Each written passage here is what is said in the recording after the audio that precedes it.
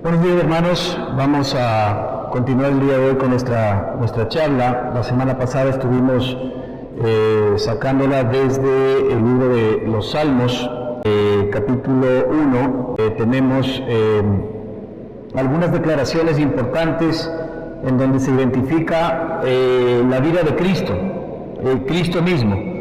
Y queremos nosotros identificar la vida de Cristo porque la Escritura nos muestra que la vida de Cristo realmente es nuestro norte.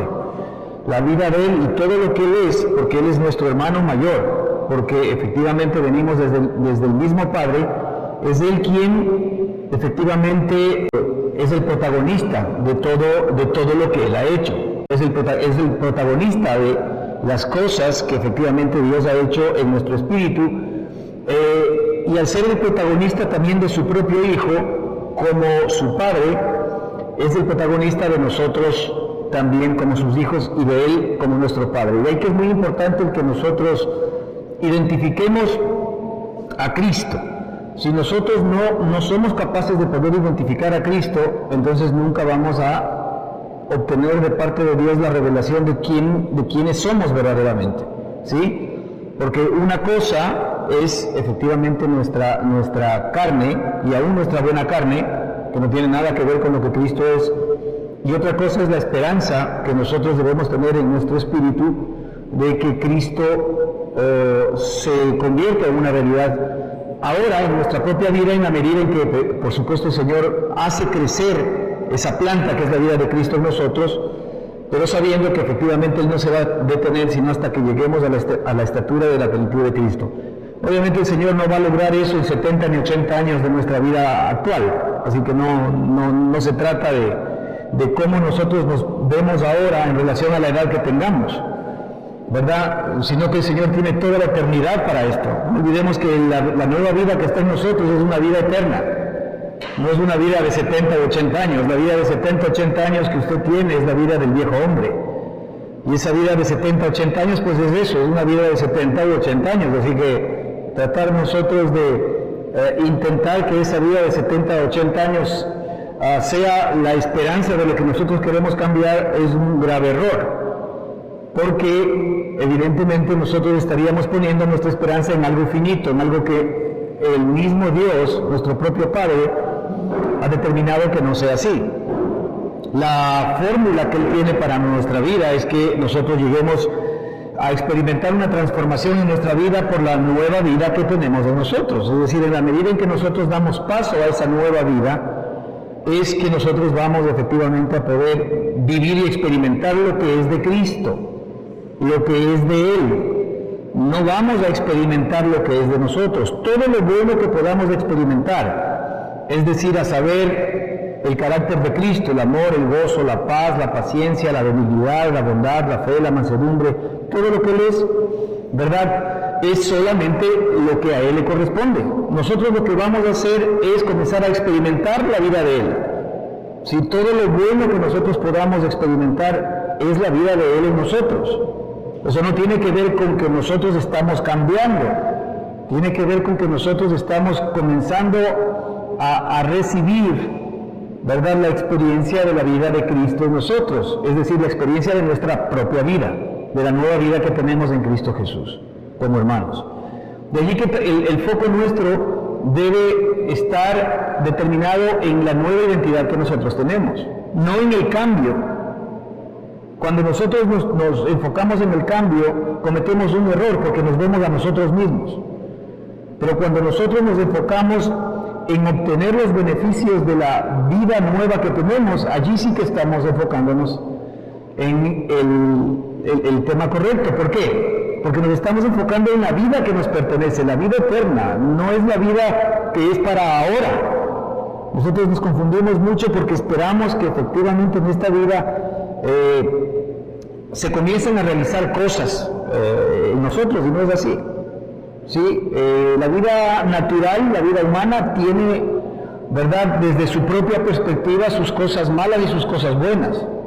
Esa es la vida natural. Pero, por ejemplo, el libro de Proverbios dice, dice, ¿verdad?, Salomón, que encontraron mal, que tanto el bueno como el malo van al mismo lugar. Si el cementerio está lleno de personas buenas y de personas malas, porque si el tema sería el que seamos buenos, bueno, ¿y cuál es la diferencia entonces? Porque si los buenos y los malos se mueren y están en el mismo lugar, y es que ahí es donde vemos que la vida de Dios es totalmente distinta, está por encima del bien y del mal. No es un tema de cuán bueno soy, ni de cuán malo soy, ni de cuán bueno quisiera ser. No, es un tema de la vida de Cristo en nosotros, la vida natural, la vida sobrenatural de Cristo en nosotros, vivida en la experiencia. Y esto es lo que el Salmo 1, como muchos otros versículos de la Escritura o muchos otros pasajes nos muestran. Ahí es donde nosotros efectivamente debemos ir a la Escritura a buscar, ¿verdad? ¿Qué nos revela la Escritura respecto de quién es Cristo? Porque en la medida en que descubrimos quién es Cristo, ¿qué vamos a descubrir? ¿Quiénes somos nosotros? ¿Verdad? ¿Para qué? ¿Y para qué el Padre quiere que usted vaya descubriendo quién es usted?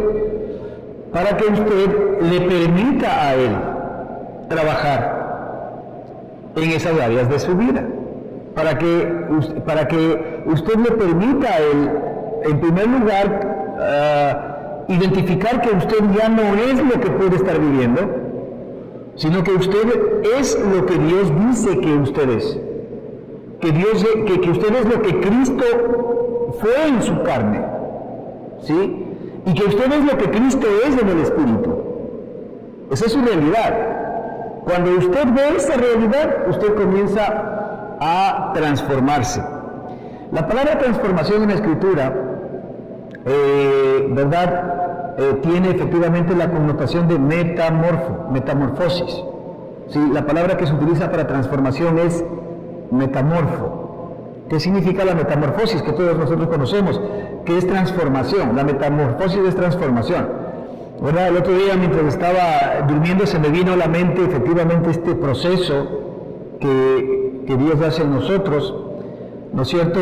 Y el proceso, ¿verdad?, no es más que lo que le sucede a la oruga o al gusanito, ¿verdad?, que entra en un proceso de metamorfosis, ¿no es cierto?, de transformación, desde ser una oruga hasta convertirse efectivamente en una linda mariposa. Digamos que en nuestra perspectiva, nosotros seguimos siendo la oruga o el gusano, mientras nos vemos a nosotros mismos todavía en este proceso, es decir, con alguna sospecha de lo que somos realmente en Cristo Jesús. Pero la mariposa, ¿quién es? La mariposa es Cristo, ¿sí? Es Cristo mismo. De hecho, Él en su propia carne, ¿verdad?, tuvo que entrar en este proceso porque ya no lo conocemos en su carne, ahora lo conocemos en el Espíritu. Él resucitó con su cuerpo, evidentemente, ¿verdad? Pero no es exactamente el mismo cuerpo que usted y yo tenemos, es un cuerpo glorioso, es un cuerpo eterno, que el Señor efectivamente nos ha dado a todos y cada uno de nosotros. Así que esta transformación tiene que ser una realidad en nuestra propia vida, pero en la medida en que nosotros vemos ¿a quién? A Cristo. Todas las voces que nosotros tenemos en nuestro interior, en nuestro exterior, nos quieren llevar a que nos veamos a nosotros mismos. Y sí, aun cuando hay una realidad de todavía lo que de alguna manera podemos estar experimentando en la carne, sin embargo eso no somos. Si la gente quiere sugerir, o las voces quieren sugerir, el enemigo quiere sugerir que nosotros somos de eso, pues no somos. Ahí es donde viene la fe. Porque ¿qué dice el Señor que somos? De modo que si alguno está en Cristo, es nueva criatura. Y dice que las cosas viejas pasaron. Más allá de que tú puedas hoy todavía estar viviendo cosas viejas, Él dice que pasaron. La pregunta es entonces, ¿yo qué digo? Aun cuando pueden ser una realidad. No, las cosas viejas pasaron, yo no soy esa persona. Yo soy una nueva criatura. ¿Ok? Y esa nueva criatura va a comenzar a ser una realidad efectivamente en mi vida. Así que arrancábamos con el versículo 1 que dice bienaventurado, ¿no? Y nos centramos en la palabra bienaventurado el varón, feliz del varón. Bienaventurado el varón es Cristo, Cristo mismo. Esta no es una persona extraordinaria, religiosa, que lee la Biblia todos los días y que ora todos los días y que es muy bonito y que ayuda a los pobres. No se está refiriendo. Está refiriéndose a la bendición que Dios ha dado a un hombre. Bienaventurado el varón, ¿verdad? Ahora, decíamos que ese varón, evidentemente, el primero de esos varones, ¿quién es? Cristo mismo. Bienaventurado el varón, y ahí dice que no anduvo. O sea, aquí nos muestra cómo él no anduvo. ¿Sí? Todos los hombres, a diferencia, ¿no es cierto?, que hemos vivido bajo la maldición de Adán, de ahí que el único hombre bendecido y bienaventurado es Cristo, de ahí que todos los demás hombres hemos vivido bajo la maldición del hombre adámico. ¿Sí? Todos estamos bajo la maldición del hombre adámico.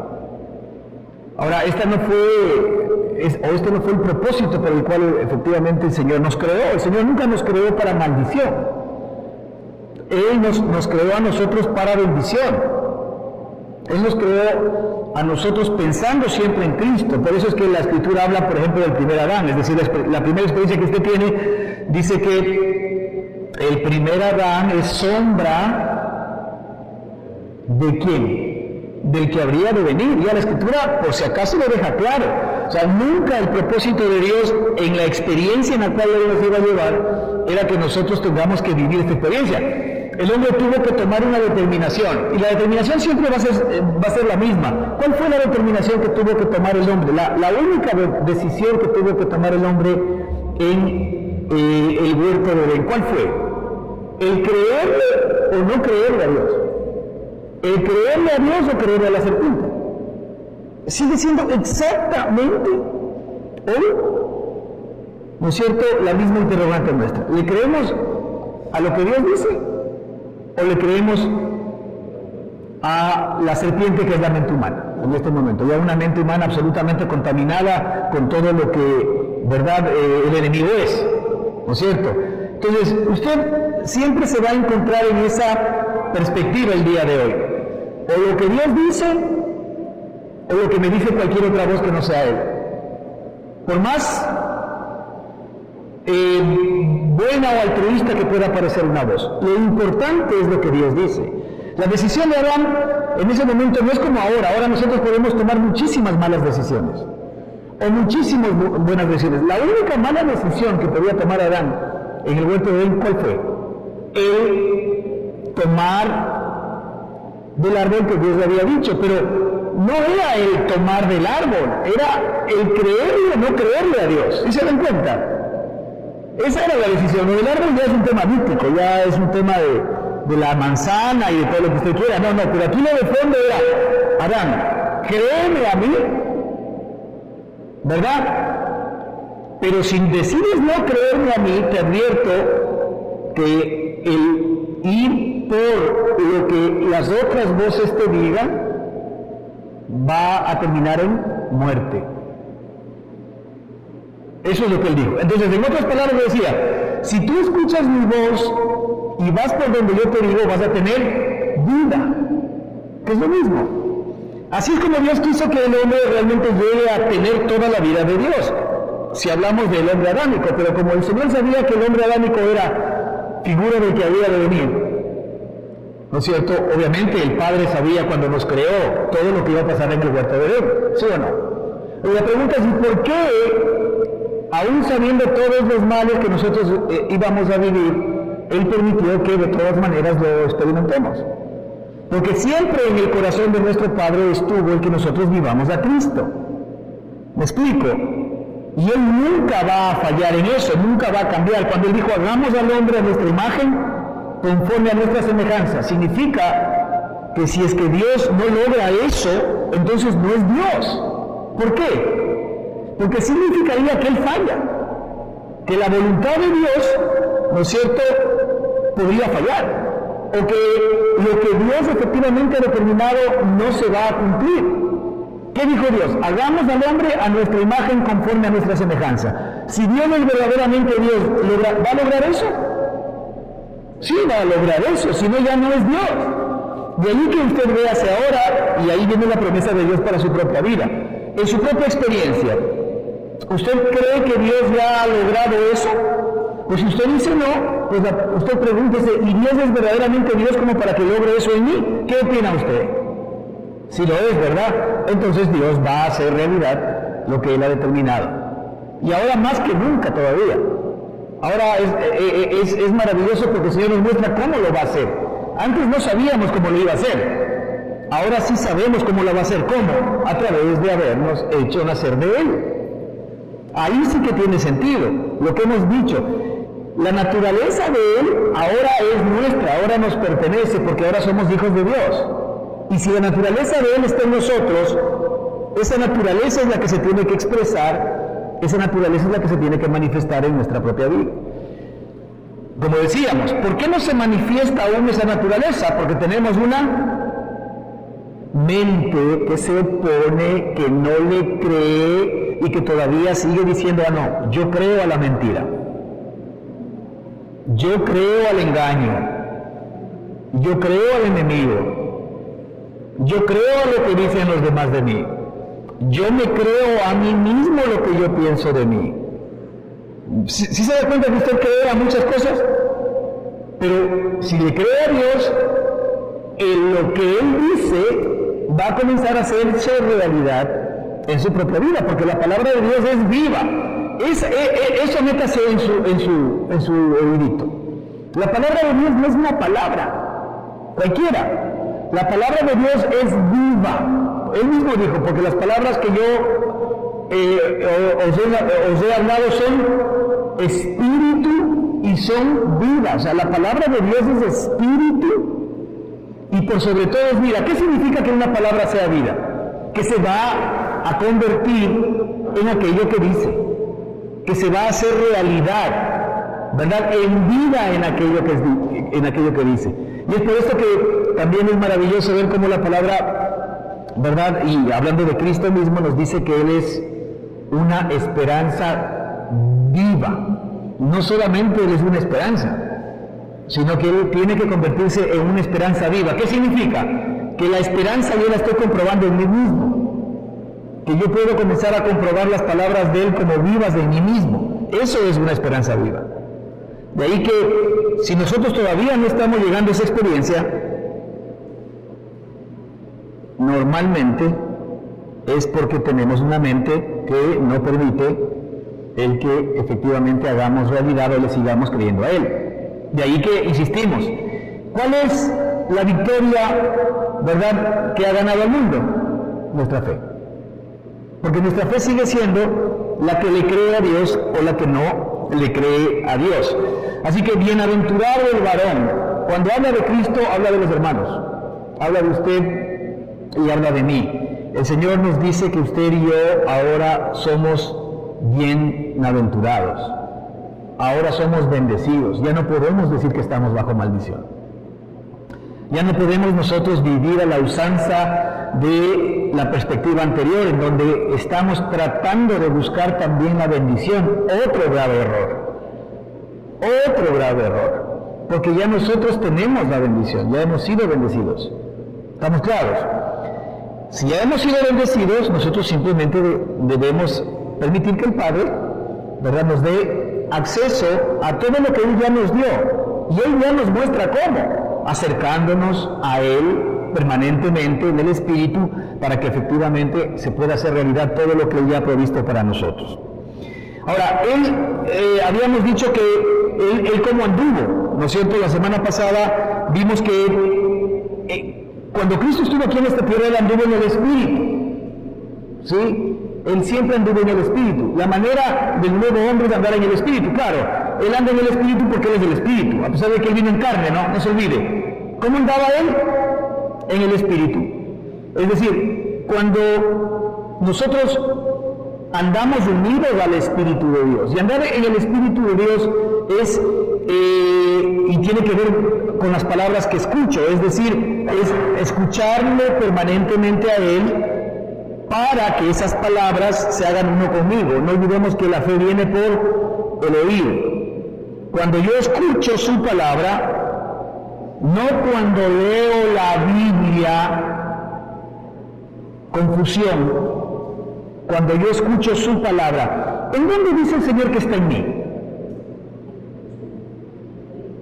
¿En dónde está el Señor ahora, de acuerdo con la Escritura? Está en mi espíritu, está en mí, ¿verdad? ¿Está en el cielo? Está aquí, ¿no? Ok. ¿Es verdad? ¿Tú crees que está en ti? Entonces, si está en ti, búscalo en ti. La pregunta es, si Él está en ti, ¿desde dónde te va a hablar? ¿Desde la Biblia? ¿Dónde está la Biblia? ¿Adentro o afuera? Está afuera. Ok. La pregunta es, ¿en dónde está el Señor? ¿En la Biblia o en mi espíritu? Ok. La pregunta es, ¿desde dónde Él me hablará? ¿Desde la Biblia o desde mi espíritu? ¿Qué dice usted? Ya, ¿y usted cuando quiere escuchar la voz de Él, a dónde viene? ¿Qué hace? Usted coge la Biblia. No, usted se va a poner a leer la Biblia. Usted no deja que la voz de Él le hable. Ahora, ¿para qué nos sirve la Escritura? Porque la Escritura, por supuesto, ¿no es cierto?, es la palabra escrita de Dios. Pero si la Escritura, ¿verdad?, no tiene lo que llamábamos esa palabra rema, esa palabra de revelación, la revelación del Espíritu, no sirve. Por eso es que nosotros malinterpretamos cuando venimos con nuestra mente a tratar de ver qué es lo que Dios dice, en lugar de escucharlo en nuestro espíritu. ¿Para qué sirve la Escritura? A ver, la Escritura es como más o menos un GPS, si lo queremos poner así, ¿no es cierto?, en donde cuando yo escucho la voz de Dios en mi espíritu, esa voz, ¿no es cierto?, de alguna manera tiene que estar en consonancia con lo que la Escritura dice. Pero cuando la Biblia, por ejemplo, y el propio Señor nos habla de que ahora somos bendición, y tú escuchas, por ejemplo, en tu corazón maldición, tú escuchas en tu corazón el tratar de cambiar lo que eres, tú escuchas en tu corazón el tratar de orar mucho para poder encontrar bendiciones, tú escuchas en tu corazón en donde el Espíritu te dice que no estás leyendo demasiado la Biblia, es que tienes que comenzar a pagar los diezmos y las ofrendas. ¿Eso será la voz de Dios? Porque todo aquello echa a un lado el sacrificio de Cristo. Entonces la pregunta es, si ahora somos bienaventurados, si ahora tenemos la bendición de Dios, la voz de Dios va en consonancia con lo que ella hizo: provisión, bendición, nueva vida, nueva criatura. No se olvide que en este verso que normalmente hablamos, de modo que si alguno está en Cristo, nueva criatura es. Esa es la voz de Dios. ¿Usted cree que si es que Él nos ha hecho a sus hijos, Él nos va a pedir que cambiemos? Cuando la Escritura dice que todo lo que es nacido de Dios no peca y no puede pecar, ¿cómo si es que yo soy hijo de Dios y nacido de Dios y no peco y no puedo pecar, Dios me va a decir que cambie? Algo está mal. Porque ¿cómo tú le puedes pedir a alguien que no peca y no puede pecar que sea mejor? Porque verdaderamente el pecado sería el problema que tenemos nosotros en nuestra propia carne. ¿Sí se dan cuenta? Entonces, de modo que si alguno está en Cristo, nueva criatura es. ¿Qué dice de lo antiguo? Las cosas viejas pasaron. Las cosas viejas pasaron. ¿Cuáles son las cosas viejas? Todo lo antiguo. Todo lo que es de Adán, todo lo que es de la religión, todo lo que es del mundo, todo lo que le corresponde al viejo hombre, al hombre adámico, todo eso ha pasado. ¿Qué significa aquello? Entonces, ¿que Dios me va a pedir que yo haga más esfuerzos? No, porque eso está en el viejo hombre. Los mandamientos de la ley nos dicen normalmente que debemos de hacer esto, que debemos de hacer el otro, que debemos tocar esto, que no debemos tocar el otro, que debemos ver esto, que no debemos ver el otro, que debemos vestirnos así, que no debemos decir. Eso dice la ley. Pero eso es parte de las cosas viejas desde la perspectiva de Dios que pasaron. Y fíjese lo maravilloso, dice, y he aquí, nueva experiencia, ¿no? He aquí todas son hechas nuevas. Las cosas nuevas que hoy tenemos que comenzar a experimentar son las cosas de la nueva vida de Cristo. Lo bueno que Él es, lo bueno que nos ha dado, el bienaventurado hombre, es el que tiene que comenzar a experimentarse en nuestra propia vida. Y no tiene nada que ver con cambiar el viejo, sino que experimentar lo nuevo. Allí es donde debe estar normalmente nuestro enfoque, y ahí es donde viene una gran confusión, porque todavía tenemos tantas voces fuera que nosotros preferimos escuchar la voz de nuestra propia naturaleza carnal y dejarnos llevar por esto, y nos olvidamos efectivamente de escuchar la voz que sí nos da vida, la voz que nos da paz, que nos da tranquilidad, la voz que nos da equilibrio, que es la voz de Él viviendo en nosotros. De ahí que siempre la tentación del ser humano será enfocarse en lo que yo hago. La manera de poder realmente echar fuera todo aquello que está mal en mí es escuchando lo que yo soy en Él, no cambiando lo que está mal en mí, porque no lo puedo cambiar. No lo puedo cambiar. Yo no puedo cambiar lo que está mal en mí. No olvide la ley que vemos nosotros en Romanos 7. ¿Sí? Porque no hago lo que quiero, sino lo que no quiero, eso hago. Entonces dice, si yo hago lo que no quiero, entonces dice, yo encuentro una ley en mí. Cuando el querer hacer el bien está en mí, hay una ley. Siempre es una ley que siempre va a pasar. El mal está en mí. Y esto puede parecer inclusive hasta medio irracional, porque todos queremos, evidentemente, en algún sentido vivir bien y no hacer mal. Pero sin embargo, en el hombre adámico, cuando yo quiero hacer el bien, encuentro la ley de que el mal está en mí. Es decir, termino haciendo aquello que me he propuesto no hacer. De ahí que más bien es un problema el fijarme en querer hacer el bien, porque voy siempre a encontrar la misma ley, que el mal está en mí. Ahora, ¿cómo Dios hace que efectivamente yo viva todo el bien que es Él? Permitiendo que la vida de Él efectivamente sea mi experiencia y se levante en mí. Así es como Él combate el que de alguna manera nosotros seamos personas distintas y personas diferentes, porque sí somos distintas y diferentes porque somos nuevas criaturas y no porque estamos de alguna manera entrando en algún proceso de cambio. Entonces Él nos muestra que Él anduvo en su espíritu, ¿verdad? Eso lo vemos en Juan 14:10. ¿No crees que estoy en el Padre?, decía el Señor Jesús, y el Padre en mí. Las palabras que yo os digo no las hablo por mi propia cuenta, sino que el Padre que mora en mí es el que hace estas obras. De nuestra nueva relación con Dios, nuestras palabras no son nuestras, no son independientes de Dios. Nuestra mente prácticamente es la misma, está unida a la de Él. Nosotros lo que venimos a hacer es una especie de caja de resonancia de todo lo que Dios es, de todo lo que Dios piensa, de todo lo que Dios hace. Todo lo que nuestro Padre es, ya que es efectivamente nuestra sustancia, es lo que nosotros comenzamos a hacer. Otro tema que veíamos es que en nuestra nueva criatura tenemos el mismo espíritu y la misma naturaleza que Él tiene. En 1 Corintios 6:19, ¿o ignoráis que vuestro cuerpo es templo del Espíritu Santo, el cual está en vosotros, el cual tenéis de Dios y que no sois vuestros? Hablábamos, por ejemplo, de que muchas veces nosotros ignoramos de que el Espíritu está en nosotros. A ellos ignoraban en el caso de los corintios.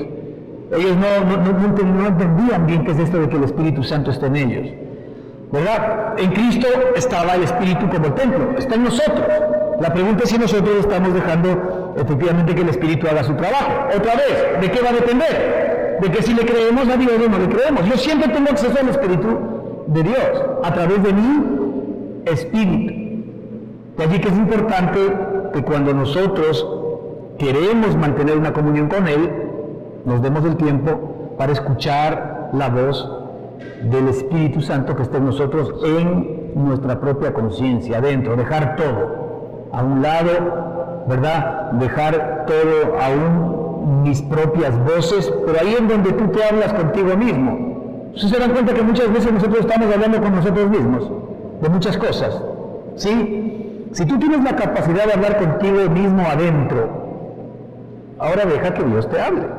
Porque tú sí que hablas mucho contigo mismo. Te cuestionas cosas, te preguntas cosas. Tú tienes un monólogo interno entre tú mismo, ¿verdad? Pero allí mismo, en ese mismo lugar, es donde nosotros debemos dejar que la palabra de Dios sea la que nos consuele, sea la que nos bendiga, sea la que nos diga. Y esa palabra, increíblemente, va a convertirse en vida en cada uno de nosotros, ¿ok? Porque Él mismo lo ha dicho. Hoy podemos andar como Él anduvo. En 1 de Juan 2:6 dice que el que dice que permanece en Él debe andar como Él anduvo. Es decir, cuando nosotros permanecemos en Él permanece en nosotros. Eso dice la Escritura. Y si Él permanece en nosotros es una expresión de que Él se está manifestando y expresando en nuestra vida. Por decantación vamos a andar como Él anduvo. No es algo que se consigue, es algo que se recibe permanentemente y que se vive, porque finalmente es la vida que te corresponde. Y Dios quiere que efectivamente tú tengas esa vida viviendo en ti. Aquí tenemos otra parte que veíamos, Gálatas 5:16, el Señor dice, digo pues andad en el Espíritu y no satisfagáis los deseos de la carne. No, nosotros ¿cómo lo entendemos? No satisfagáis los deseos de la carne para que tengan comunión conmigo. Así lo entendemos, ¿no es cierto? No, aquí no dice eso. Dice, andad en el Espíritu y no satisfagáis los deseos de la carne. Es al revés. Si yo no tengo la vida de Él funcionando en mí, yo no voy a poder experimentar la vida de Él, que es más poderosa, por supuesto, que la ley del pecado y de la muerte, porque es la ley del Espíritu de vida en Cristo Jesús. Entonces, si yo tengo la vida de Él funcionando en mí, si yo ando en el Espíritu, que eso es lo que Él quiere enseñarnos, porque esto de andar en el Espíritu es algo que Él va a ir enseñándonos permanentemente a cada uno de nosotros. Andar en el Espíritu es andar experimentando la vida de Cristo en nosotros. Todos nosotros hemos experimentado en algún pequeño, así sea, en algún pequeño segmento la vida de Cristo en nosotros. Ya sea que hayas tenido un momento de paz, una paz tranquila, de gozo, de tranquilidad, de paciencia, de dominio propio. Todos lo hemos experimentado, pero no eres tú cambiando, sino eres tú experimentando lo que te corresponde ahora, la vida de Él. O sea, y Dios te da esos pequeños anticipos para que comiencen a ser los tuyos más frecuentemente. Es decir, la vida en el Espíritu no es un experimentar de vez en cuando el poder de Dios. Yo experimento de vez en cuando el poder de Dios porque de vez en cuando lo escucho. Porque de vez en cuando lo oigo como estamos hablando el día de hoy. Por eso es que de vez en cuando lo experimento. Pero Él quiere que sea algo permanente, un andar permanente, como Él anduvo siempre en el Espíritu. Y Juan 14:12 nos decía que de cierto os digo que el que en mí cree, y esto es muy importante, el que en mí cree, las obras que yo hago, Él las hará también. ¿Cuáles eran las obras de Cristo? Siempre buenas, siempre bendiciendo a los demás, siempre curando a los demás, siempre trayendo palabras de consolación a los demás, siempre trayendo palabras de perdón, palabras de ánimo, ¿o no? Y aparte de todos los milagros que hizo, si hablamos de las obras físicas, ¿no? A cuánta gente curó, levantó muertos. Esas son las buenas obras que Él hizo. Pero aquí dice, de cierto, os digo que el que en mí cree, las obras que yo hago, Él las hará también. Ahora la pregunta es, en el nuevo hombre, ¿cuáles son las obras que nosotros hacemos? ¿Las obras de quién hacemos? Las obras de Él. Fíjese lo que dice aquí. Las obras que yo hago, Él las hará también. ¿Quién obra? Él. No obro yo. De ahí que como Él es el que obra, y esto nos muestra Efesios 2:10, nos dice que nosotros ahora podemos vivir las obras que Él de antemano hizo para nosotros para que andemos en ellas. Las buenas obras que Él de antemano hizo. Ok, como Él estas obras ya las hizo, yo simple y sencillamente vivo las obras de Él en mi vida. Dice, el que en mí cree, las obras que yo hago, Él las hará también, y aún mayores hará, porque yo voy al Padre. O sea, finalmente Cristo hacía las obras del Padre. Cristo pensaba los pensamientos del Padre.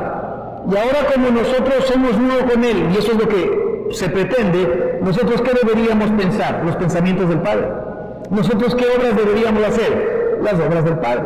Ahí es donde somos uno con Él, pero ya no somos independientes de Él, ya no vivimos como independientes de Él. Y nos dice que bienaventurado el varón que no anduvo, ya hemos visto cómo Él anduvo, obviamente hay muchísimo más para desarrollar respecto de cómo Él anduvo, eso ya lo podemos ir mirando en nuestras propias escrituras, pero dice que no anduvo en consejo de malos. Ahí queremos también ver el día de hoy algo importante.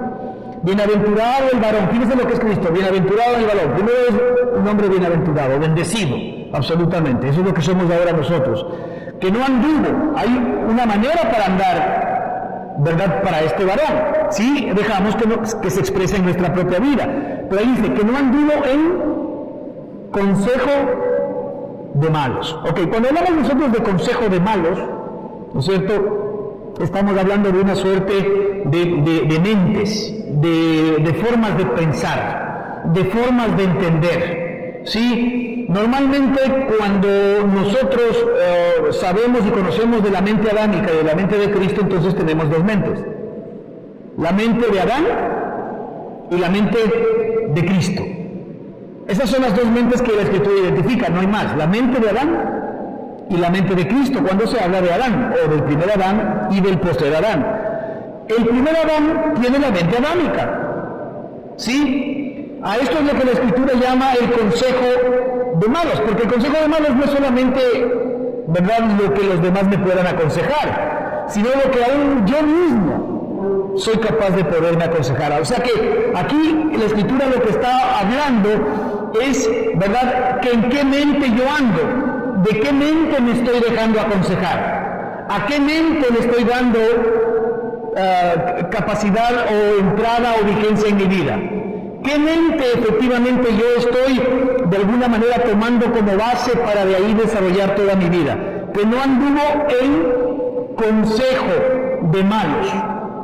Cuando el Señor nos dice que, y nos muestra que nosotros, ¿verdad?, somos enemigos de Dios en nuestra propia mente, y vamos a ver en algunos versículos, es evidente que cada vez que nosotros tenemos acceso a la mente humana, a la mente natural, vamos a tener consecuentes obras de acuerdo con esa mente. En el fondo podemos decir que lo que nosotros pensamos, ¿no es cierto?, es lo que verdaderamente vamos a poner en evidencia en nuestra vida, en términos continuos.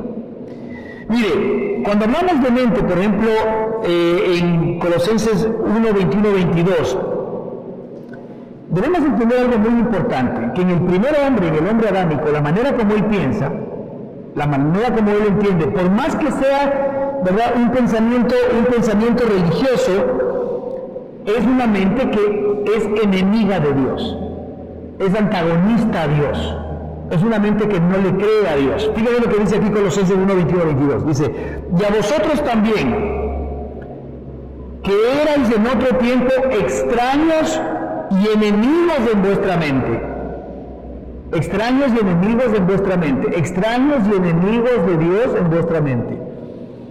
Es decir, en el hombre adámico, nosotros somos extraños, ¿verdad?, a Dios. No pensamos como Él piensa, no podemos cavilar como Él cavila, no podemos comprender como Él entiende. Entonces somos extraños. Es como el hablar dos idiomas distintos. Dios me habla en un idioma que yo no soy capaz de poder entender. Yo lo puedo escuchar, pero no puedo entender lo que Él me dice. ¿Me explico? Entonces, ahí es donde yo veo que una persona es extraña a mí normalmente. Primero, por ejemplo, cuando yo tengo una barrera de idioma, ¿qué pasa? Si no me puedo comunicar con esa persona, los dos nos sentimos extraños, porque no somos capaces de poder tener un acercamiento, no podemos ser capaces de poder comprendernos y entendernos del uno y al otro. ¿Qué necesitamos nosotros para que efectivamente esto pueda funcionar? ¿Qué necesitamos para que yo, por ejemplo, pueda de alguna manera acercarme a un extranjero? Él necesita entenderme a mí y yo necesito entenderlo a él. Eso es lo que pasa también en la vida del Espíritu. Yo soy extraño a todo lo que Dios dice, porque no lo entiendo. De hecho, la propia Escritura dice que la mente carnal, ¿verdad?, no puede comprender las cosas que son del Espíritu, porque para él son locura. Desde la perspectiva espiritual, las cosas que Dios promete, las cosas que Dios ha dado, las cosas que Dios ha hecho, para el hombre natural, ¿qué son? ¿Son cosas coherentes o son cosas incoherentes? Son cosas incoherentes. O sea, son locura. ¿Qué dice el hombre natural a todo lo que Dios promete, a la lógica de Dios? Dice, no, eso está bien para los fanáticos. Eso no tiene ninguna lógica. Ok, la lógica humana no es la lógica de Dios. Entonces nosotros somos enemigos de Dios, o extraños, y más que extraños somos enemigos en vuestra mente. ¿Haciendo qué cosa? Haciendo malas obras. Es decir, nuestra mente humana, más allá de lo que nosotros pensamos, todo lo que puede producir, ¿qué es? Malas obras. Es decir, que eso incluye hasta las buenas obras que nosotros hacemos. En el hombre adámico, todo lo que el hombre adámico hace, sea bueno o sea malo, ¿qué es para Dios? Es malo. O sea, si lo queremos ver desde esa perspectiva, todo lo que el hombre adámico hace desde la mente humana natural es enemistad contra Dios, no es bueno. De allí que las buenas obras que nosotros podemos hacer en nuestra carne no le sirven a Dios. Pero claro, desde el hombre adámico nosotros sí creemos que eso es lo que Dios busca. Dios busca nuestras buenas obras, Dios busca que seamos bien comportaditos, Dios busca que le demos cosas, sacrificios, ofrendas. Y por eso es que la respuesta del mundo a la relación con Dios generalmente es la religión. Porque como el hombre adámico sí entiende y le parece lógico que Dios de alguna manera demande de nosotros en función de el conocimiento del bien y del mal que nosotros tenemos, también Él demande desde esa misma perspectiva. Entonces allí es que respondemos positiva o negativamente a, entre comillas, ¿no?, las demandas que Dios tiene para cada uno de nosotros y tratamos de ganar el favor de Dios. De ahí que cuando tú haces algo malo, de acuerdo con el entendimiento y el concepto de lo bueno y lo malo en el hombre adámico, ¿tú cómo te sientes con Dios? Te sientes rechazado. Tú no quieres ni siquiera venir a hablar con Él, o te desentiendes o huyes más bien de Dios. Pero ¿qué pasa cuando haces algo bueno de acuerdo a tu entendimiento? Tú, por haber hecho ese algo bueno, crees que Dios está agradado contigo. Y entonces, ahora sí que puedo tener una relación con Dios. Entonces, la relación con Dios, ¿de qué depende? ¿O de quién depende? No de Él, sino depende de mí. De que si he hecho lo bueno o he hecho lo malo. Ahora, ese tipo de relación, como siempre vamos a hacer lo malo desde la perspectiva de Dios, nos deja claro que aún lo bueno y lo malo que nosotros hacemos en el hombre adámico es malo. Así que si es que yo me estoy relacionando con Dios a través de ese concepto, tengo un problema. ¿Por qué? Para Dios es exactamente lo mismo. Dice, y a vosotros también que erais en otro tiempo extraños y enemigos en vuestra mente, haciendo malas obras. Dice, ahora os ha reconciliado, y ahí viene, fíjese que Dios no tomó en cuenta eso, Él tenía que reconciliarnos, ahora os ha reconciliado en su cuerpo de carne. ¿Por qué Dios se procuró un cuerpo? ¿Para qué Dios se procuró un cuerpo como el nuestro? ¿Por qué no tenía que haberse hecho como nosotros? Nosotros vivimos en este cuerpo de carne porque somos carne, porque toda alma que pecare, esa también morirá. Nosotros vivimos en este cuerpo de carne finito. ¿Por qué? Porque efectivamente es lo que hemos heredado de Adán. Pero sin embargo Cristo en su vida nunca pecó, pero sin embargo Él se procuró un cuerpo de carne. ¿Para qué se procuró este cuerpo de carne? Dice, ahora os ha reconciliado, para reconciliarnos con Él mismo en su cuerpo. ¿Cómo? Recibiendo, entre los varios tópicos, recibiendo en su cuerpo todo lo malo que nosotros le damos. Ahí es donde Él paga nuestras maldades, Él paga nuestros pecados, porque es el primer hombre que viene sobre la tierra de carne y hueso como usted y yo. El primer hombre de carne y hueso, pero que viene como hijo de Dios. Es el primer hombre sobre la tierra ¿verdad? Cuyo padre no es Adán. ¿Quién es papá? Es Dios mismo, no se olvide lo que pasó con la Virgen María. Pero, sin embargo, viene en carne. Claro, él como es nacido de Dios, él no peca ni puede pecar.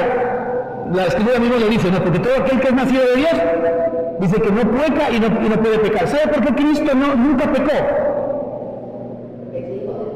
Por eso, pues, porque él no peca y no puede pecar. Así que no es que le estaba diciendo, Señor, en el nombre de Jesucristo te pido por favor que quites de mí esta tentación. No. Él estaba por encima de la tentación.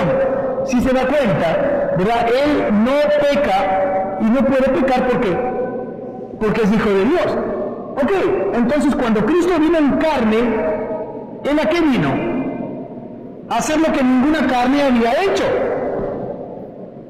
Primero, nunca pecar. Porque así como Adán pecó, y por Adán todos nosotros hoy recibimos la maldad y el pecado, asimismo por la obediencia de Cristo, dice la Escritura, Romanos 5, hoy todos somos justificados. Entonces, ¿para qué el Señor se procuró un cuerpo de carne?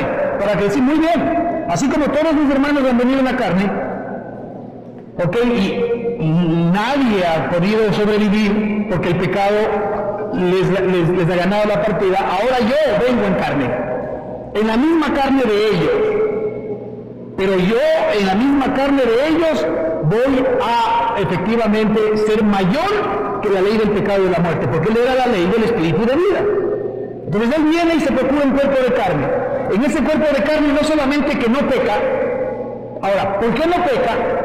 Porque todo aquel que es nacido de Dios no peca y no puede pecar. Ahora sí se da cuenta por qué nosotros también teníamos que nacer de nuevo. ¿Por qué? Para tener la naturaleza del Padre que no peca y no puede pecar. Como usted ya nació de nuevo y tiene esa naturaleza, ahora, ¿qué querrá el Padre que comience a funcionar en usted? Esa naturaleza. Ahora Él quiere que usted comience a comprobar en su experiencia esa naturaleza. Porque esa es su naturaleza. Esa es la nueva vida que usted tiene. Entonces, dice que Él se procuró su cuerpo de carne para reconciliarnos por medio de su muerte. Es decir, Él sabía de antemano que ese cuerpo, para que lo tenga claro, iba a ser un cuerpo santo, un cuerpo sin mancha, un cuerpo sin arruga, un cuerpo totalmente limpio. Ahora sí que Él se convierte en ¿qué cosa? Es la primera vez que Dios tiene, el Padre tiene un ser humano, ¿sí? Un hombre en la carne, que podría realmente ser sacrificado por toda la humanidad. Porque la sangre de Él, que es una sangre santa, es una sangre justa, porque nunca pecó. Ahora el Señor tiene en las manos del único hombre que sería capaz de poder morir para redimir al resto de los hombres. Entonces la Escritura dice que Él va a la muerte, pero ¿cómo va a la muerte? Este es el Cordero de Dios que quita. Si se da cuenta cómo Él cargó todos nuestros pecados. ¿Usted le cree a Dios que ya usted para Él no tiene pecado si ha puesto su confianza en Cristo? ¿Y usted sigue preocupado en sus pecados? Seguir preocupado en mis pecados es seguir preocupado en cómo yo soy distinto. Seguir mal enfocado. Sí, hay una nueva vida. Y Dios nos ha dado una nueva vida para que a través de esa nueva vida nosotros podamos experimentar lo que es una vida sin pecado. Pero que no está enfocada en el viejo hombre. Porque en el viejo hombre, ¿verdad? Tenemos la muerte. El viejo hombre va efectivamente a la cruz del Calvario. Entonces dice el Señor que ahora nos ha reconciliado en su cuerpo de carne por medio de la muerte. Entonces, lo que queremos dejar en claro es que andar en consejo de malos tiene que ver con seguir caminando en mi mente adámica, en la primer mente. Aquí tenemos otro versículo interesante En 1 Corintios 2:16, que nos lleva a que tenemos que vivir en la mente divina, dice, porque ¿quién conoció la mente del Señor para que lo instruya? Eso está en 1 Corintios 2:16. ¿Quién ha conocido la mente del Señor para que le instruya? O sea, ¿quién podrá instruir la mente del Señor? ¿O quién le podrá dar consejo al Señor? Nadie. Porque es la mente de Él. Pero dice, mas nosotros tenemos la mente de Cristo. Ahora ahí está. Tú tienes la mente adámica para andar en consejo de malos si quieres. Eso es lo que nos dice la Escritura. Tú tienes la mente adámica para seguir andando en consejo de malos. Y en tus propios consejos. O en los consejos de otros. Pero sigue siendo la mente equivocada. Bienaventurado el varón, ¿verdad? Bienaventurado el varón que no anduvo en consejo de malos. ¿Quién es el único hombre que no anduvo en esa mente adámica? Cristo, pues. Porque Cristo tenía la mente de ¿quién? La mente de Él mismo. La mente de Dios. ¿Sí? El único hombre que no anduvo, ¿sí? Bienaventurado el varón que no anduvo en la mente adámica, Cristo. Y ahora la Escritura nos dice que nosotros tenemos la mente de Cristo. ¿Por qué tenemos la mente de Cristo? Porque somos hermanos, porque hemos nacido del mismo Padre. Por eso tenemos la mente de Cristo. Hay una razón, porque hemos nacido de nuevo. Y como tenemos ahora la mente de Cristo, la pregunta es, ¿a qué mente quiere el Señor que tengamos acceso? A la mente de Cristo, porque en la mente de Cristo nosotros vamos a entender el idioma de Dios, vamos a entender el lenguaje de Dios. Solamente en la mente de Cristo vamos a poder ya no ser extraños, nos vamos a poder conocer con Él. Digamos que la primera relación con Dios cuando comenzamos a tocar esa mente de Cristo es comenzar a entender ciertas cositas de Dios. Es como cuando usted está entendiendo igual un idioma. Antes no entendía nada, ahora comienza a entender el idioma y yo qué sé, se ve una película o le escucha a alguien hablando y por lo menos le captura 3 o 4 ideas. Antes no podría usted tomar ninguna, ahora dice, ya sé más o menos de lo que está hablando, ya comienza a tener interés. Bueno, lo mismo pasa en la vida espiritual.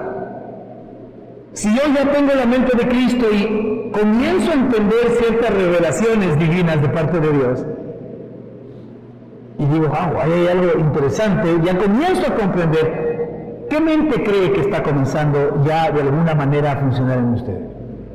Así sea que todavía entienda muy poquito, ya no es importante cuánto entienda, sino que ahora es importante que usted pueda entender que tiene la mente que va a entender todas las cosas, de a poco. Y eso es lo que verdaderamente nos importa. ¿Qué tenemos nosotros en esa nueva persona y en esa nueva criatura? La mente de Cristo. Ese es el reto. ¿La mente de Cristo le cree a Dios o no? La mente de Cristo le cree a Dios porque al ser la misma mente de Dios no le pone límites a Dios. La mente humana no le cree a Dios porque le pone límites a Dios. La mente humana no puede hacer que todo lo que Dios es se haga realidad en su propia vida porque detiene con su injusticia la verdad de todo lo que Dios es. De hecho, eso nos dice el libro de Romanos, ¿sí?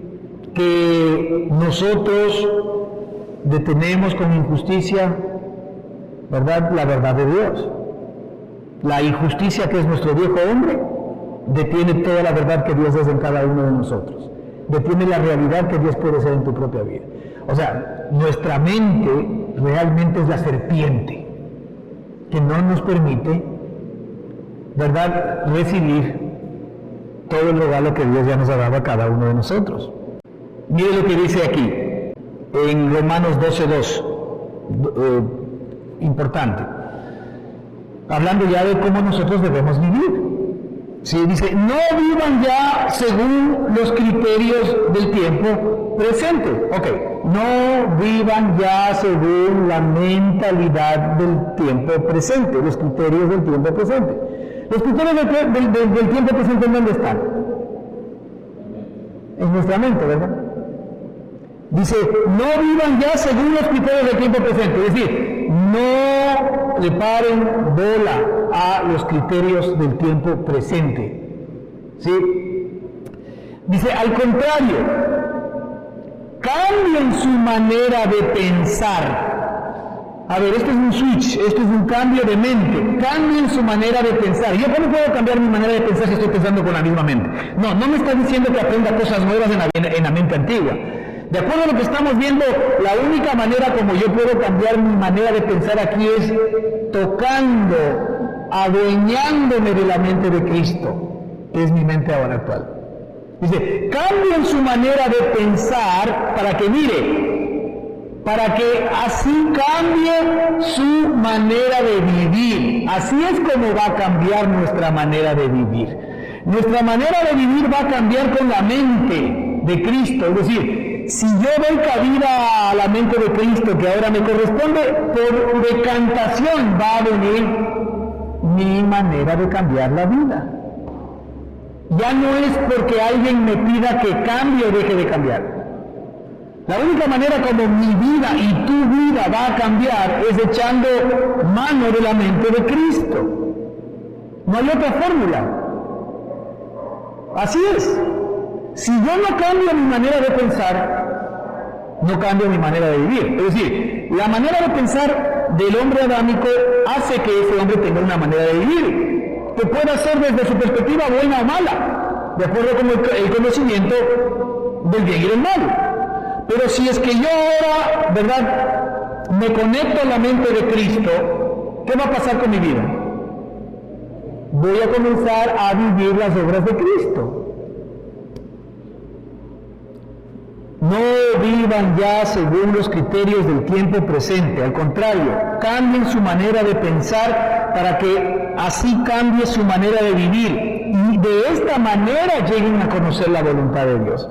O sea, la voluntad de Dios solamente la vamos a poder conocer en la mente correcta.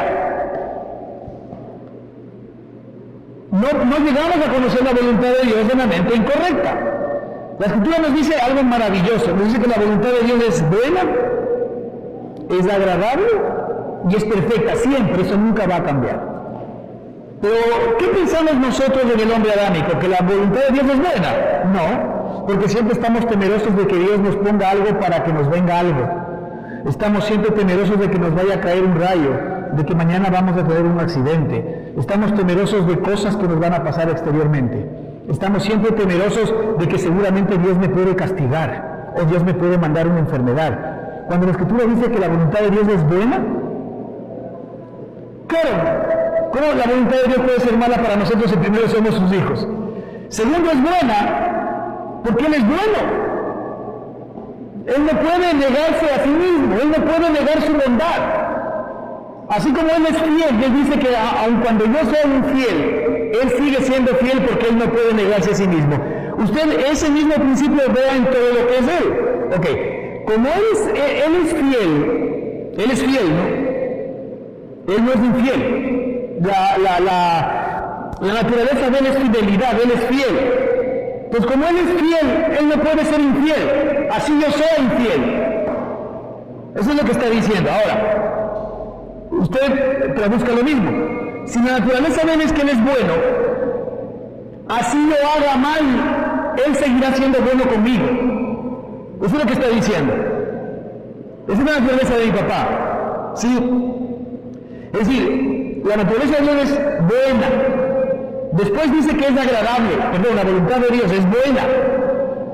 Cada vez que usted escuche una voz en su corazón de que Dios le va a mandar algo malo, ¿será Dios que le está hablando?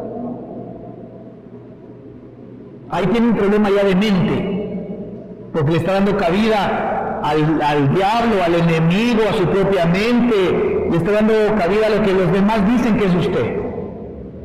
Y sí, por último, reconozca en Adán que es eso, pero no es eso. Ya usted no es eso, Cristo ya crucificó, no se quede allí, porque si se queda allí, evidentemente usted se va a quedar, ¿verdad?, empantanado en algo que usted no es. Pero nos enfocamos en lo que sí somos. Obviamente podemos cometer todavía errores y deslices en nuestro viejo hombre adámico, sí, es verdad. Pero eso no significa que yo sea eso. Y eso no significa que yo quiera cambiar eso. Eso significa que yo simplemente voy a la mente adecuada para actuar como la mente adecuada. Porque esto no es un tema de que ahora yo me voy a proponer cambiar. No, ahora esto es un tema de que yo me voy a proponer creerle a Dios. Y creerle en la mente correcta.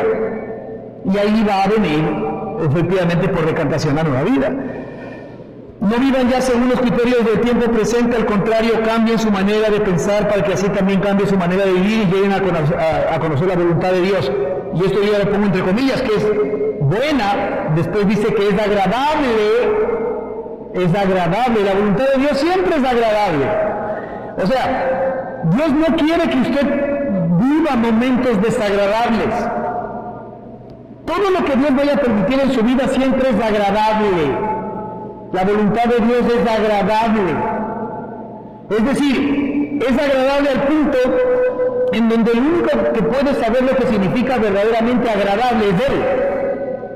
Usted podría querer cosas y podría entender que si le pasa esto es agradable para usted. Pero todo lo que efectivamente Dios tiene planificado para usted es mucho más alto y mucho más abundante de lo mejor que usted pueda pedir para usted. Siempre.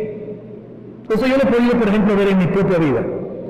Cuando nosotros estamos en las manos de Dios, y hay cosas en las cuales a veces uno se enfoca en algún objetivo, y uno pone la mirada en el objetivo, y usted dice, yo creo que si es que alcanzo esto, ¿verdad? Yo voy a recibir realmente bendición de Dios, y yo voy a estar contento, y yo voy a estar bien, y yo voy a estar tranquilo, y yo voy a estar agradable. Y a veces el Señor, y sí, y muchas veces hasta oramos por ese tipo de cosas. Y a veces el Señor no nos lleva allí. No nos lleva allí. Y no nos lleva allí porque normalmente en mi experiencia Él siempre ve mucho más allá de lo que yo soy capaz de poder ver. Y te lleva a lugares en donde tú ni siquiera sospechabas ir.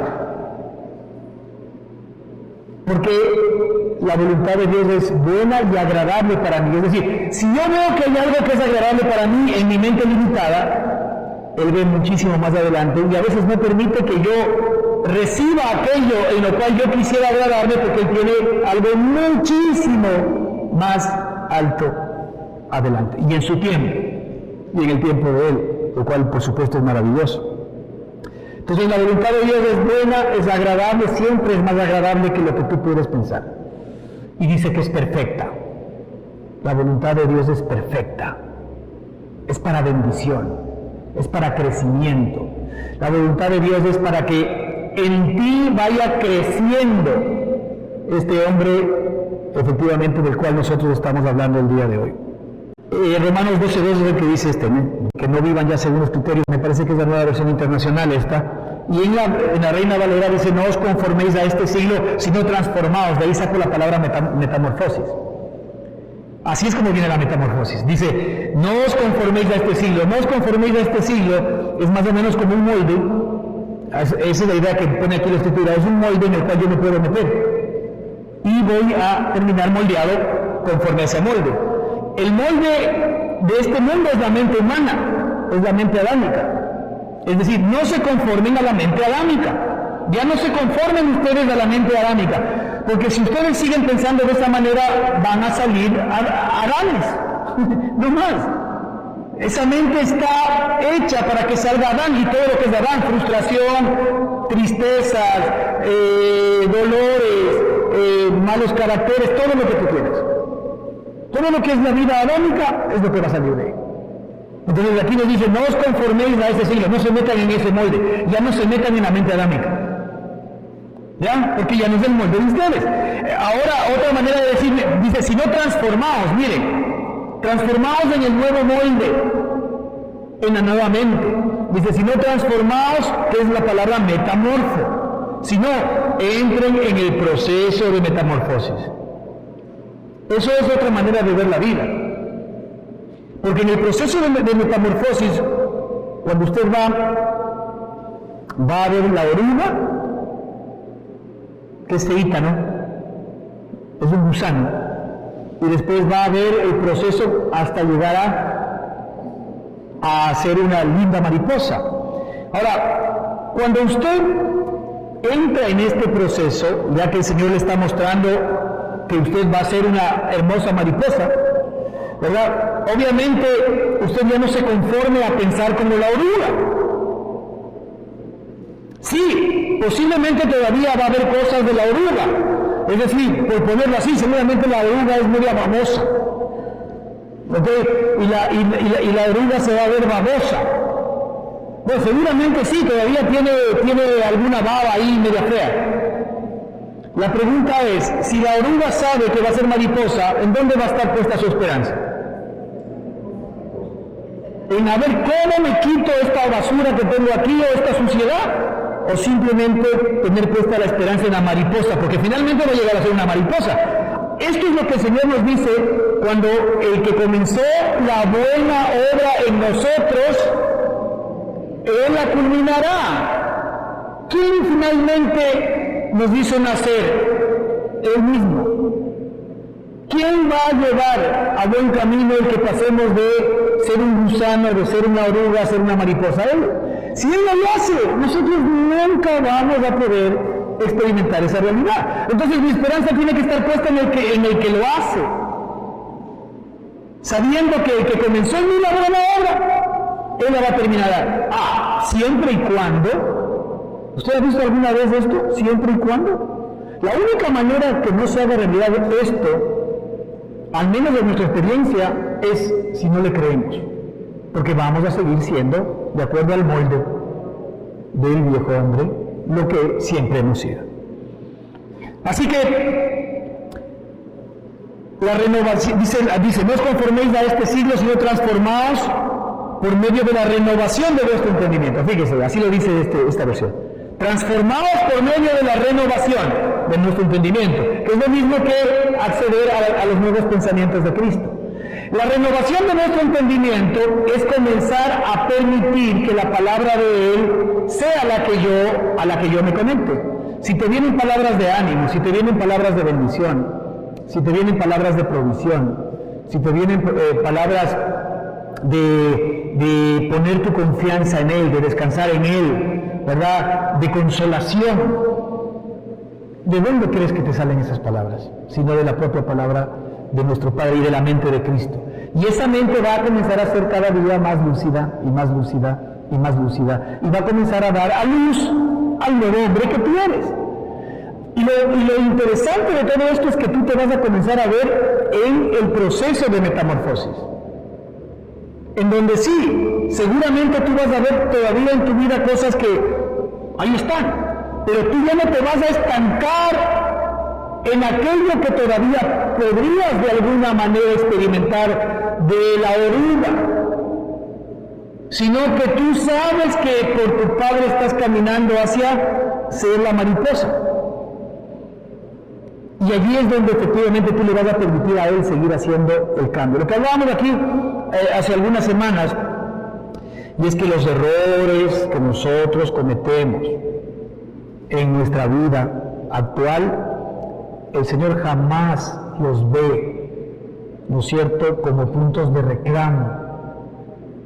El Señor jamás los ve como puntos en donde Él efectivamente nos saca en cara todo lo que estamos haciendo, sino para que reconozcamos que hay algo en nuestra vida, ¿verdad?, que está allí y que efectivamente nuestro Padre tiene que limpiar, porque finalmente Él es el que limpia. Él es el que limpia.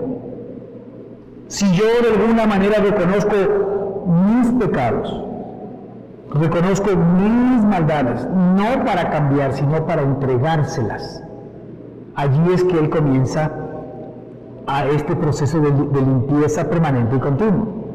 El Señor dice que nosotros somos los pámpanos y que el pámpano que da fruto, dice, mi Padre lo limpiará. ¿Para qué? Para que dé más fruto. Si tú ya estás dando paciencia en cierta medida, pues la promesa es que mi Padre te va a seguir limpiando para que siga creciendo esa paciencia de Cristo en ti. Y así todas las demás áreas de tu vida. Continuamos la próxima semana. Amén.